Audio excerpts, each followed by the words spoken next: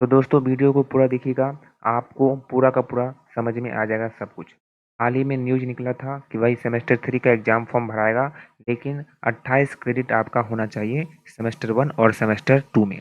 तो कैसे कैलकुलेट करते हैं 28 क्रेडिट, हमने विनोद कुमार ओझा सर से बात किया और सीधा उन्होंने बता दिया साफ-साफ और बड़े ही अच्छे से बताया उन्होंने कि किस तरीके से हमें कैलकुलेट करना है।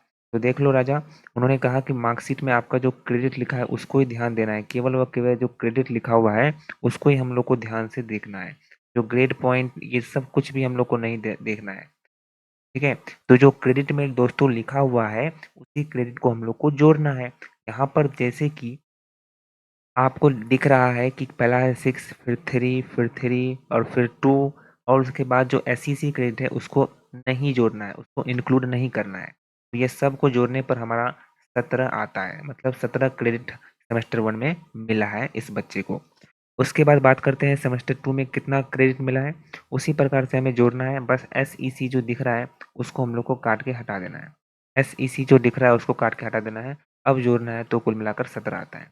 अब दोनों को हम लोग को जोड़ेंगे तो राजा 17 और 17 को हम लोग जोड़ेंगे कितना आता है, कुल मिलाकर 34 आ जाता है। चाहिए कितना, कम से कम 28 चाहिए, ज़्यादा हो गया कोई बात नहीं, अच्छी बात है। तो कुल मिलाकर हमारा पास 34 हो गया। अब आराम से एग्ज़ाम फॉर्म भरने के लिए एलिजिबल है। उसी प्रकार से आप लोग मार्कशीट में केवल क्रेडिट को जोड़िए, एसईसी को छोड़कर। अगर आपका 28 या उससे ज़्यादा आता है तो आराम से आप एलिजिबल हैं। ठीक है सर? कोई बच्चा प्रमोटेड है या फिर एब्सेंट है तब भी जोड़ना यहाँ पर क्रेडिट वाला को, और अगर आपका 28 से ज़्यादा है तो आराम से आप एग्ज़ाम देने के लिए एलिजिबल हो। समझे क्या?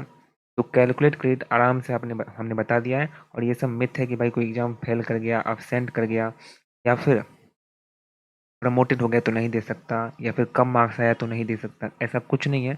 आपको केवल व केवल क्रेडिट दिखना है, क्रेडिट, ठीक है? और क्रेडिट देखते ही आपको जोड़ना है। अगर 28 से ज़्यादा है तो आप एग्ज़ाम देने के लिए एलिजिबल हो। Okay, thank you so much.